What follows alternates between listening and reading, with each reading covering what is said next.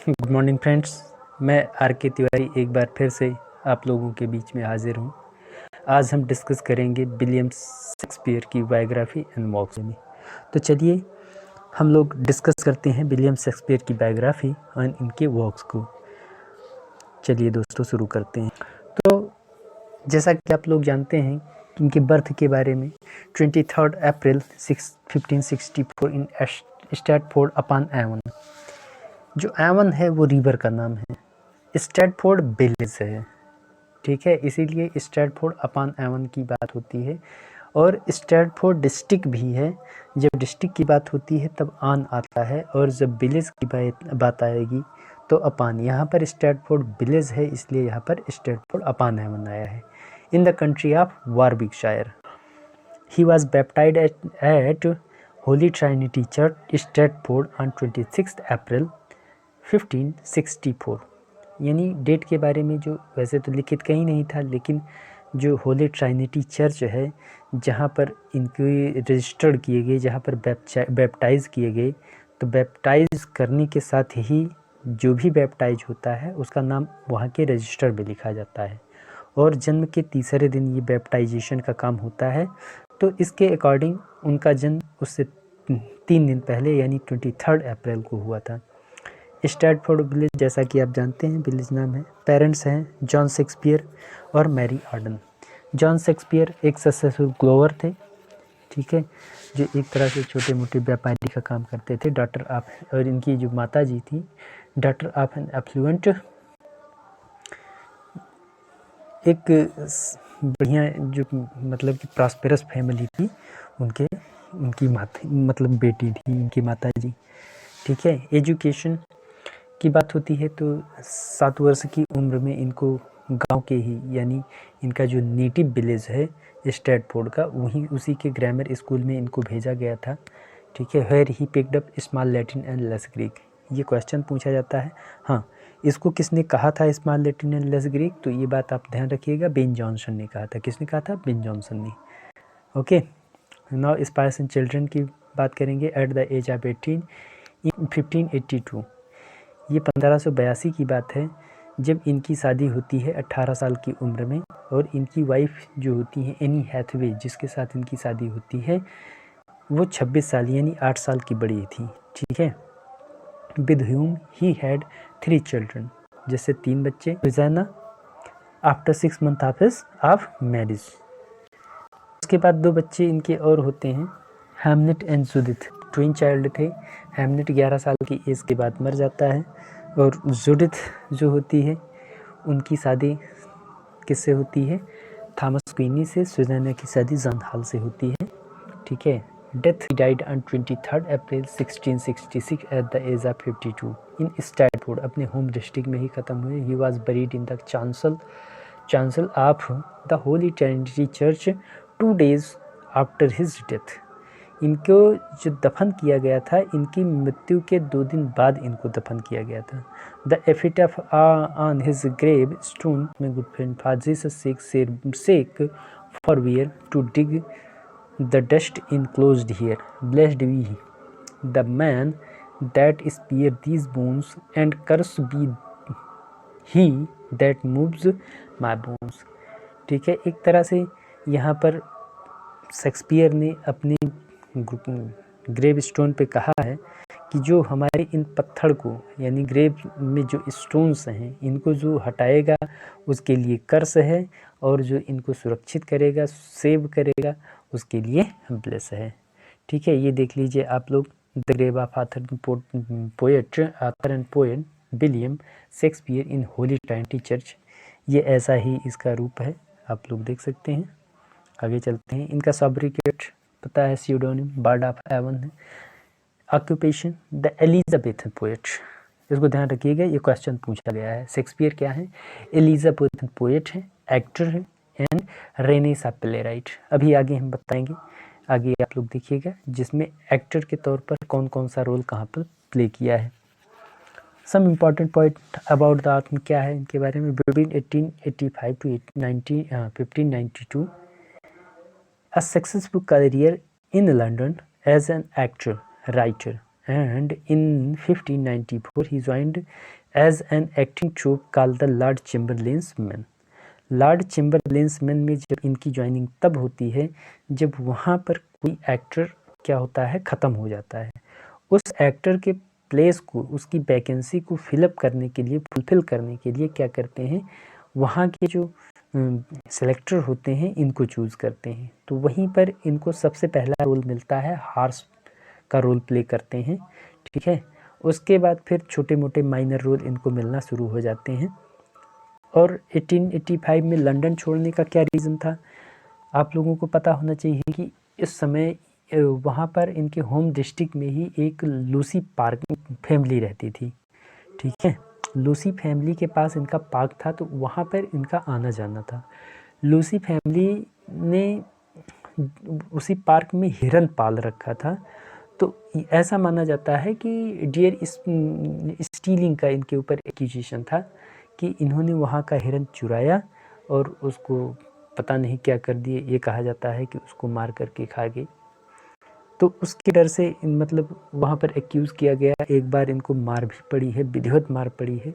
फिर दोबारा उसी मार के डर से ये क्या करते हैं, लंदन छोड़ देते हैं। और दूसरा रीज़न वहाँ पर इनको जॉब लेना था, इस कारण से भी ये लंदन छोड़ते हैं 1585 में। उसके बाद इन 1597 ही परचेज न्यू विलेज। इसी साल, इससे एक साल पहले 1596 में इसका जो बेटा होता है हैमलेट, वो ख़त्म हो जाता है।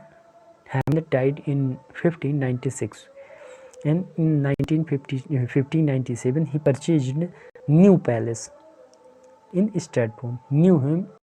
न्यू होम था और उस होम का नाम था न्यू पैलेस। कहाँ पे, स्ट्रैटफोर्ड, यानी जहाँ पर पैदा हुए थे। इन 1599 a partnership of company member build their own theatre. 1599 में पता है आप लोगों को जो ग्लोब थिएटर है, उसी को, जो इनका शेयर था 1/10 था, 1/10, ठीक है।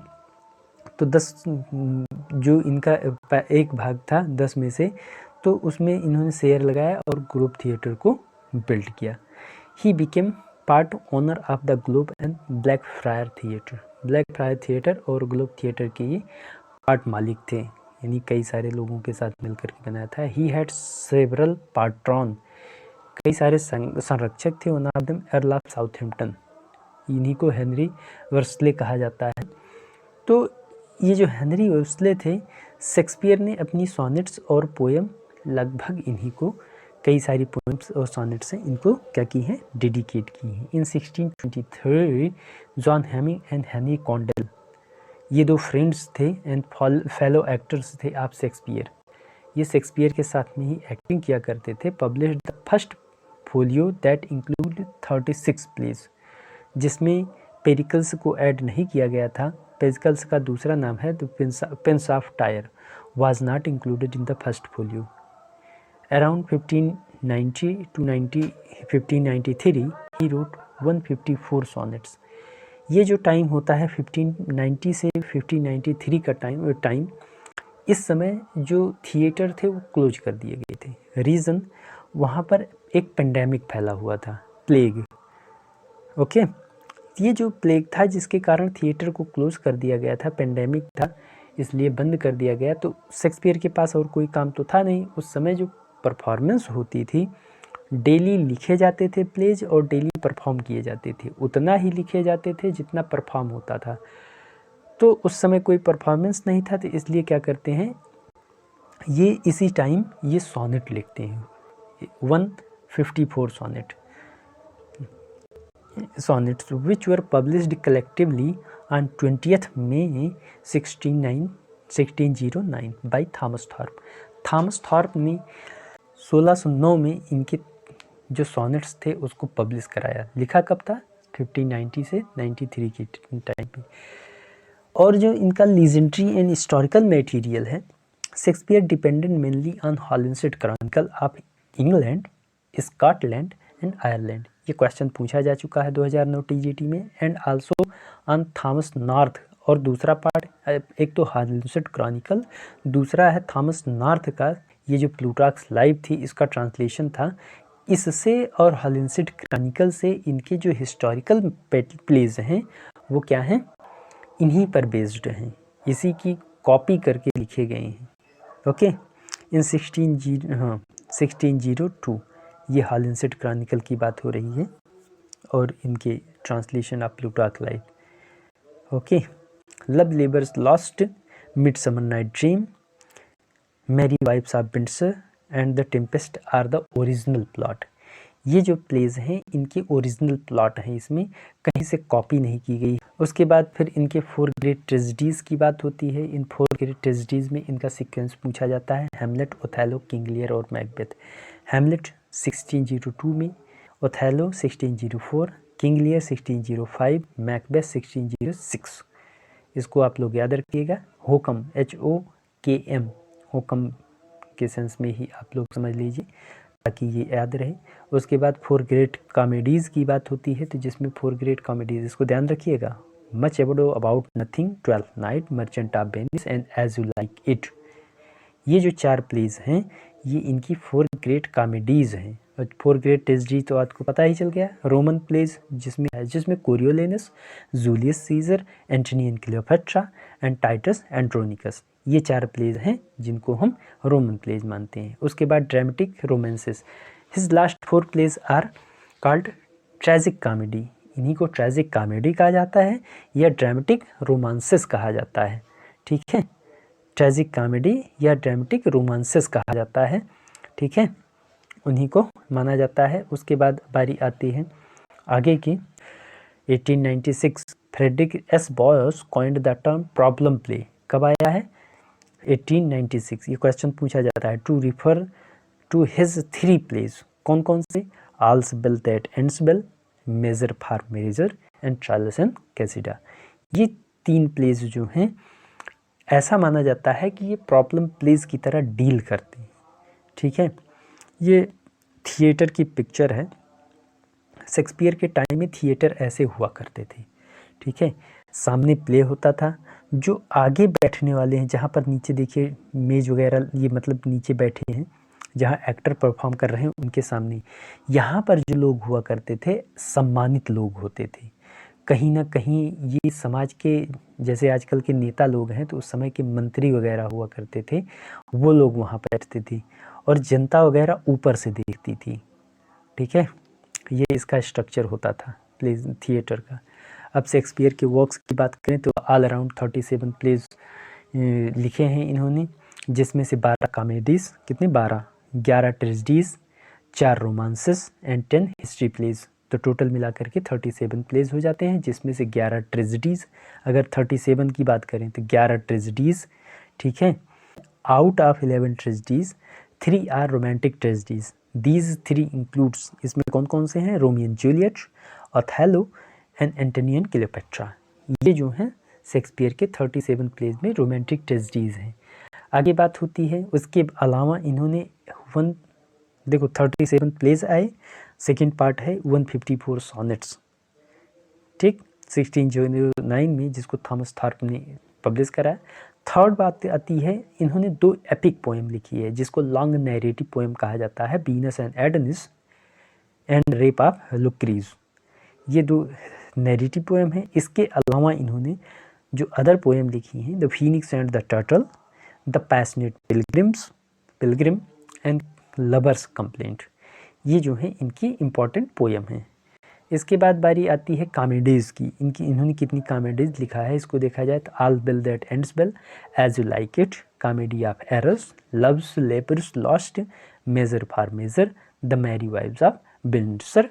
इसके अलावा merchant of Venice, midsummer night dreams, much ado about nothing, taming of the shrew, twelfth night. इसी ट्वेल्थ नाइट का दूसरा नाम भी है what you will, second name के नाम से जाना जाता है, the true gentleman of Verona. 12 comedies.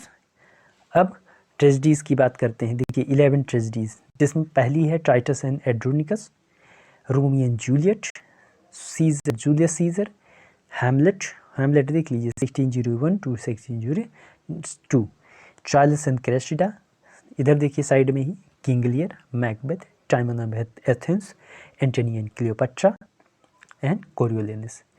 12 comedies and 11 tragedies.